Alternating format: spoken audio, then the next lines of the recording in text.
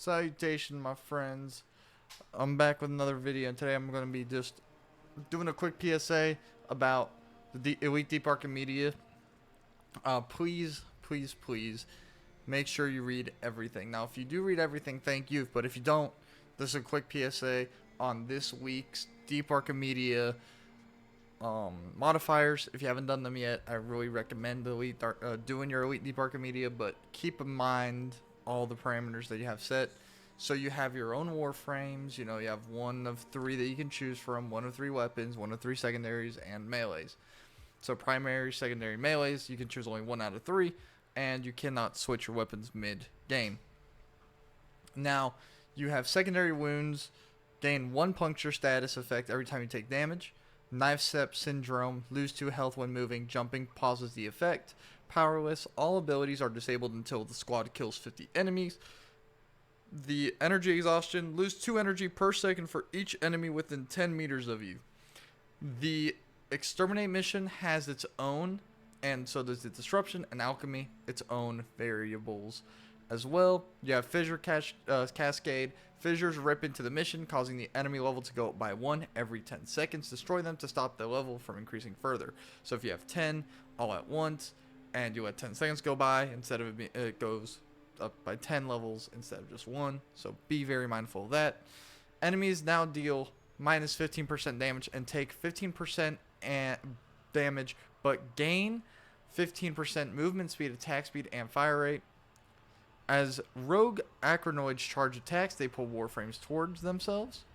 Then the disruption has a unified purpose. All enemies target conduits, meaning the conduits are now defense targets. Okay, so any enemy, any and all enemies can and will destroy the conduits. So make sure that you have 2 people protecting the conduits and 2 people attacking the creature that comes, the disruption target. Then you have explosive potential. Rupturing fragments replace shuffling fragments. Don't really know what that means, but you're going to be experiencing more explosions as the game progresses, and they can also destroy the conduits. So the hands will... it's the hands, my bad. Yeah, the hands will explode and destroy the conduits almost immediately. Bolstered belligerents. All enemies have overguard equal to 50% of their max health. So they're going to have a lot of overguard. If they have 15,000 health, now you take 50% of 15,000, that's their overguard. Alchemy. Hazardous goods. Amphors will inflict their associated elemental damage while being carried. So if you carry around a fire elemental amphor, you will now be able to deal fire damage and toxin and cold while you hold them. Then you got commanding culverins. Rogue culverins equip weapons that deal 5 times damage, so 5 times damage to overguard. So they're going to deal 5 times extra damage to overguard and necromex. Sorry, I took forever saying that, but hey, here we are. Hostile regeneration. Enemy health slowly regenerates. That's a no-brainer.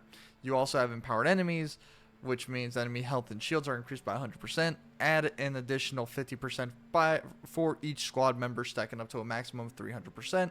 Increased chance of Xmas units. No respawns. You have no self-revive. If you die, you will then become a Void Angel, and then you would have to have someone kill you. Activating Last Grasp focus ability reduces the timer by 2 seconds. Bleed Out shortens. The Bleed Out timer shortens after each revive to a minimum of 5 seconds. Mortar Strike. After being dead for 3 minutes, you will incur a Mortar Strike. After 3 Mortar Strikes, you will not receive any more rewards for this run, meaning that you should just restart the run. No consumables. Cooldown increase. Your consumables have... all Deep Archamedia incur these restrictions. Each type of restore has 3-minute cooldown timer applied. This cooldown affects all size of restore types. So if you have large energy squad restores, that's going to be 3 minutes, and if you have the small ones, that's also again 3 minutes. So that's pretty much all of the information that you should know about this week's Elite Deep Archamedia. Happy hunting, happy trails, and yeah, see you in the next video. Have a good one.